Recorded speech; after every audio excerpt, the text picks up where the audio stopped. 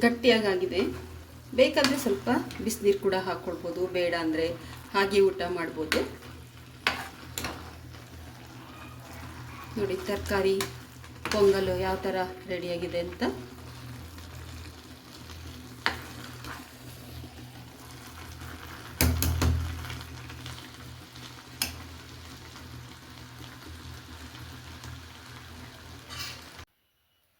ಎಲ್ಲರಿಗೂ ನಮಸ್ಕಾರ, ಎಲ್ಲರಿಗೂ ಶುಭ ಮುಂಜಾನೆ ಹಾಗೂ ಗುಡ್ ಮಾರ್ನಿಂಗ್.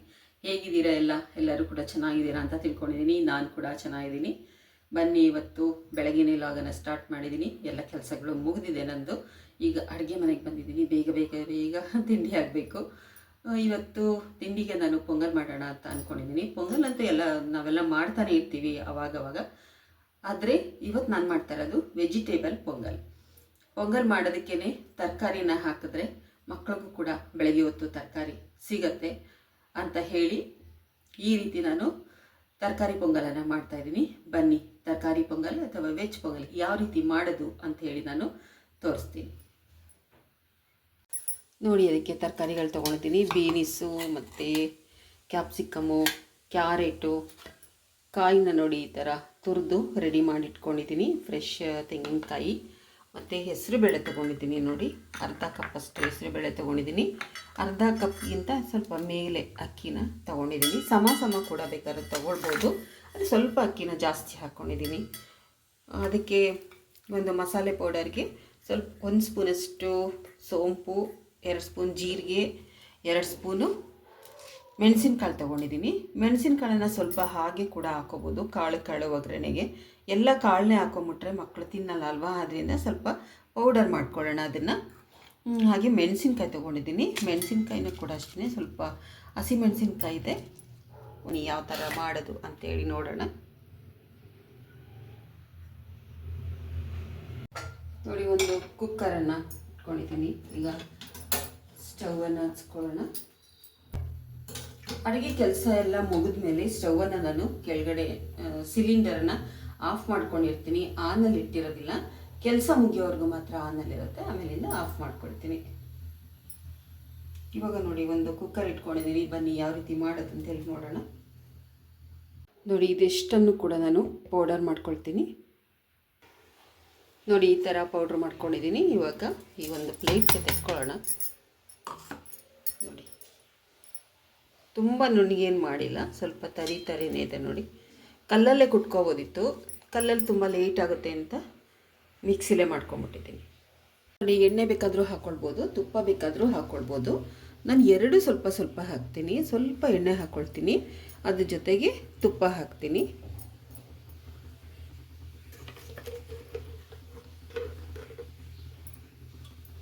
ನೋಡಿ, ತುಪ್ಪ ಹಾಕ್ಕೊಳ್ತೀನಿ. ನಿಮ್ಗೆ ಎಷ್ಟು ಬೇಕು ಅಷ್ಟು ಹಾಕ್ಕೊಳ್ಬೋದು. ಎರಡು ಸ್ವಲ್ಪ ಅಥವಾ ಬರೀ ತುಪ್ಪನೇ ಹಾಕ್ತೀನಿ ಅಂದರೂ ಕೂಡ ಹಾಕ್ಬೋದು. ಏನಕ್ಕೆ ಅಂದರೆ ಇದನ್ನು ತುಪ್ಪ ಹಾಕದೆ ಮಾಡೋದಕ್ಕಾಗಲ್ಲ, ತುಪ್ಪ ಹಾಕಲೇಬೇಕು. ಈಗ ಸ್ವಲ್ಪ ಸಾಸಿವೆ ಹಾಕ್ಕೊಳ್ಳೋಣ.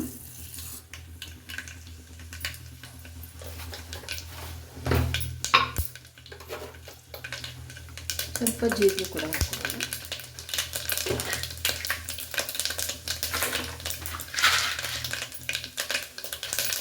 ಪೂರಿ ಸಿಮ್ಮಲ್ಲೇ ಇಟ್ಕೋಬೇಕು. ಸ್ವಲ್ಪ ಮೆಣಸಿನಕಾಳು ಕೂಡ ಹಾಕ್ಕೊಳ್ತೀನಿ, ಹಾಗೆಯೇ ಪೌಡರ್ ಆಗದೆ ಇರೋದು.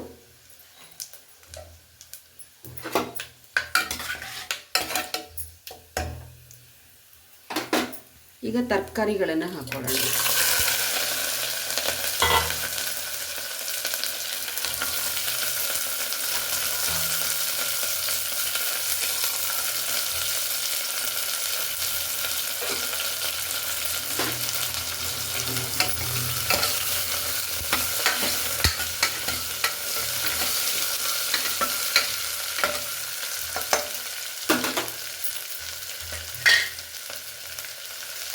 ನೋಡಿ, ಈ ಪೌಡರ್ನ ನಾನು ಈಗಲೇ ಹಾಕ್ಕೊಳ್ಬೋದು.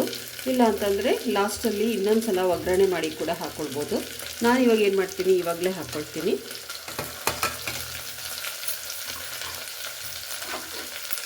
ನಾನು ಡೈರೆಕ್ಟು ಬಿಸಿ ಒಳಗಡೆಗೆ ಹೋದರೆ ಏನಾಗುತ್ತೆ ಅಂದರೆ ತುಂಬ ಸಿಲ್ಕೊಂಡ್ಬಿಡುತ್ತೆ ಅದು.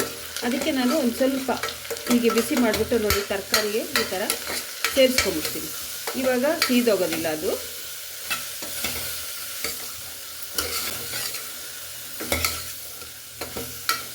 ಈಗಲೇ ನೀರೇನು ಹಾಕಲ್ಲ.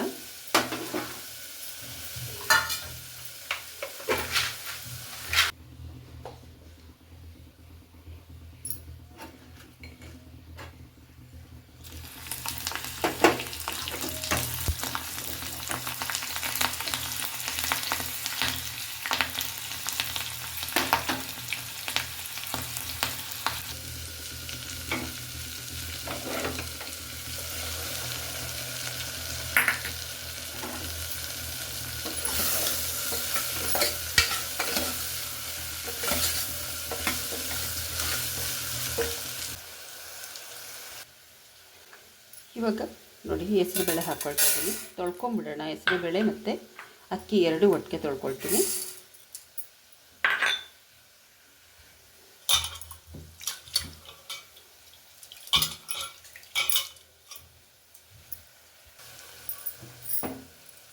ಇವಾಗ ತೊಳೆದಿಟ್ಕೊಂಡಿರೋಂಥ ಅಕ್ಕಿ ಮತ್ತು ಬೇಳೆನ ನಾನು ಈ ಒಗ್ಗರಣೆ ಒಳಗಡೆಗೆ ಹಾಕ್ಕೊಳ್ತೀನಿ.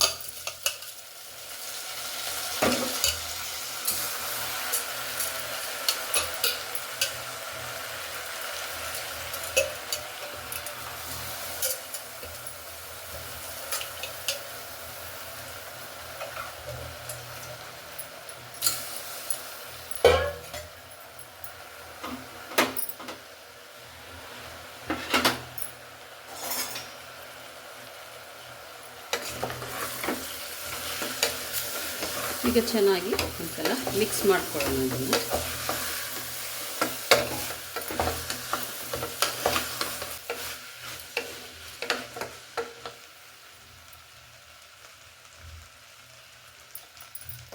ಸ್ವಲ್ಪ ಬಿಸಿ ಆಗಲಿ ಚೆನ್ನಾಗಿ. ಇದಕ್ಕೆ ಕಾಯಿ ತುರಿ ಕೂಡ ಹಾಕ್ಕೊಳ್ತೀನಿ. ಇಷ್ಟು ಕಾಯಿ ತುರಿ ಬೇಕಾಗುತ್ತೆ. ಸ್ವಲ್ಪ ಅರಿಶಿನದ ಪುಡಿ ಹಾಕ್ಕೊಳ್ಳೋಣ. ಉಪ್ಪು ನೋಡಿ ಇಷ್ಟು ಸಾಕಾಗುತ್ತೆ, ನೋಡಿಕೊಂಡೇ ಹಾಕೋಬೇಕು. ಈಗ ಚೆನ್ನಾಗೆಲ್ಲ ಒಂದ್ಸಲ ಮಿಕ್ಸ್ ಮಾಡ್ಕೊಳ್ಳೋಣ.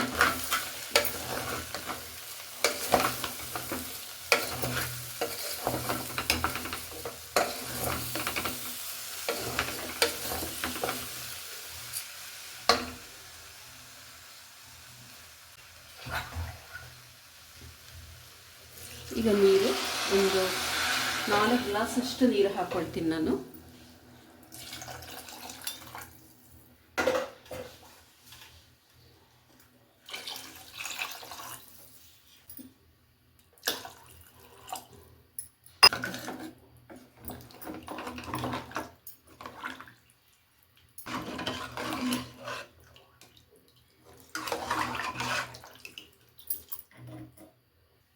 ಒಂದು ಸ್ವಲ್ಪ ನೀರು ಜಾಸ್ತಿ ಆದರೂ ಕೂಡ ಏನೂ ಆಗಲ್ಲ. ಪೊಂಗಲ್ ಮಾಡಬೇಕಾದ್ರೆ ಸ್ವಲ್ಪ ತೆಳುವಾಗೇನೇ ಇರಬೇಕು.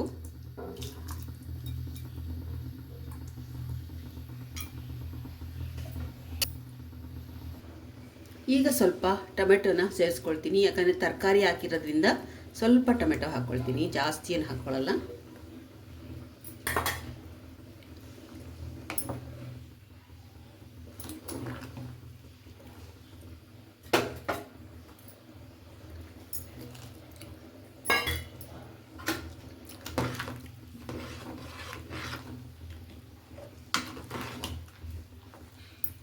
ಅಂದರೆ ಒಗ್ಗರಣೆ ಹಾಕೋವಾಗ ಮಾತ್ರ ಹಾಕೋಬಾರ್ದು, ಲಾಸ್ಟಲ್ಲಿ ಹಾಕೋಬೇಕು. ನಿಂಬೆಹಣ್ಣು ಕೂಡ ಹಾಕೋಬೋದು ಟೊಮೆಟೊ ಹಾಕಿಲ್ಲ ಅಂತ ಅಂದರೆ. ಇವಾಗ ನಾನು ಕುಕ್ಕರನ್ನು ಮುಚ್ಚಿಬಿಟ್ಟು ಒಂದು 3 ಸಲ ಕೂಗಿಸ್ತೀನಿ. ಯಾಕಂದರೆ ಮೆತ್ತಗಾಗಬೇಕು ಅದು ಅಂತೇಳಿ. ಬೇಕಿದ್ರೆ 2 ಸಲ ಬೇಕಾದ್ರೆ ಕೂಗಿಸ್ಕೋಬೋದು. ಆದರೆ ಬೇಳೆ ಇರುತ್ತಲ್ಲ ಒಂದು ಸಲ ಎಕ್ಸ್ಟ್ರಾ ಕೂಗಿಸ್ಬೇಕು. ಬನ್ನಿ ಇವಾಗ ಯಾವ ರೀತಿ ಆಗಿದೆ ಅಂತೇಳಿ ನೋಡೋಣ.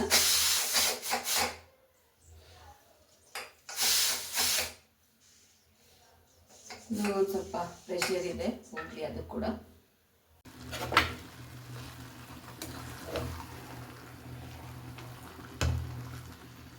ಗಟ್ಟಿಯಾಗಿದೆ.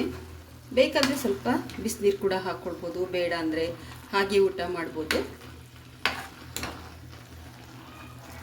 ನೋಡಿ ತರಕಾರಿ ಪೊಂಗಲು ಯಾವ ಥರ ರೆಡಿಯಾಗಿದೆ ಅಂತ.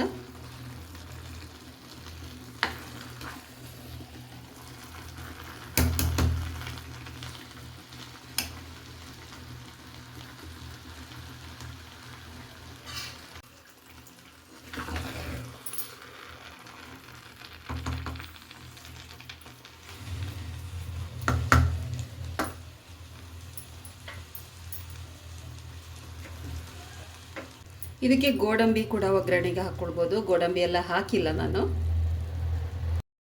ಇದಕ್ಕೆ ಚಟ್ನಿ ಮಾಡ್ತಾಯಿಲ್ಲ ನಾನು, ಯಾಕಂದರೆ ಚಟ್ನಿನಲ್ಲಿ ನನಗೆ ಅಭ್ಯಾಸ ಇಲ್ಲ. ಎಲ್ಲೇ ಪೊಂಗಲ್ ಮಾಡಲಿ ಅದಕ್ಕೆ ನಾನು ಚಟ್ನಿನ ಹಾಕಿಸ್ಕೊಳ್ಳೋದಿಲ್ಲ. ಅದ್ರ ಜೊತೆಗೆ ನಾನು ಸ್ವೀಟ್ ಕಾರ್ನ್ ಮಿಕ್ಸ್ಚರ್ ಇದೆ, ಅದನ್ನು ಇಟ್ಕೊಳ್ತಾ ಇದ್ದೀನಿ. ಇದ್ರ ಮೇಲೆ ಸ್ವಲ್ಪ ತುಪ್ಪ ಕೂಡ ಹಾಕ್ಕೊಳ್ಳೋಣ. ತುಪ್ಪ ಹಾಕ್ಕೊಂಡ್ರೂ ಕೂಡ ತುಂಬಾ ಚೆನ್ನಾಗಿರುತ್ತೆ. ಮಕ್ಕಳಿಗೆ ಕೊಡಬೇಕಾದ್ರೂ ಅಷ್ಟೇ ತುಪ್ಪ ಹಾಕಿನೇ ಕೊಡಬೇಕು. ಪೊಂಗಲ್ ಅಂತ ಹೇಳಿದ್ರೆ ತುಪ್ಪ ಇರಲೇಬೇಕು. ತುಪ್ಪ ಇಲ್ಲದೇ ಪೊಂಗಲು ರುಚಿ ಆಗೋದೇ ಇಲ್ಲ. ಸ್ವಲ್ಪ ತುಪ್ಪ ಹಾಕಿ ಮೇಲ್ಗಡೆ ಒಂದು ಸ್ಪೂನಷ್ಟು ಹಾಕಿ ಕೊಟ್ಟರೆ ತುಂಬ ರುಚಿಯಾಗಿರುತ್ತೆ. ಅದಕ್ಕೆ ಸ್ವೀಟ್ ಕಾರ್ನ್ ಕೂಡ ನಾನು ಇಟ್ಕೊಳ್ತಾ ಇದ್ದೀನಿ. ಪೊಂಗಲ್ಲು ಯಾವತ್ತೂ ಕೂಡ ಕಂಪ್ಲೀಟ್ ಫುಡ್ ಆಗಿರುತ್ತೆ. ಅದರಲ್ಲಿ ಫೈಬರ್ ಇರ್ಬೋದು ಹಾಗೂ ಪ್ರೋಟೀನು ಎಲ್ಲವೂ ಕೂಡ ಇರುತ್ತೆ. ನೋಡಿ ಸ್ವೀಟ್ ಕಾರ್ನ್ ಕೂಡ ಇಟ್ಕೊಂಡಿದ್ದೀನಿ. ತುಂಬಾ ಚೆನ್ನಾಗಿರುತ್ತೆ. ಬೆಳಗಿನ ತಿಂಡಿಗೆ ಇದನ್ನು ಮಾಡಬೇಕು, ರಾತ್ರಿ ಮಾಡೋದಕ್ಕಿಂತ ಬೆಳಗ್ಗೆ ಮಾಡಿಕೊಡಿ. ಏಕೆಂದರೆ ಬೆಳಗ್ಗೆ ಹೊತ್ತೇ ಬೇಕಾಗಿರೋದು ಪ್ರೋಟೀನು ಎಲ್ಲ.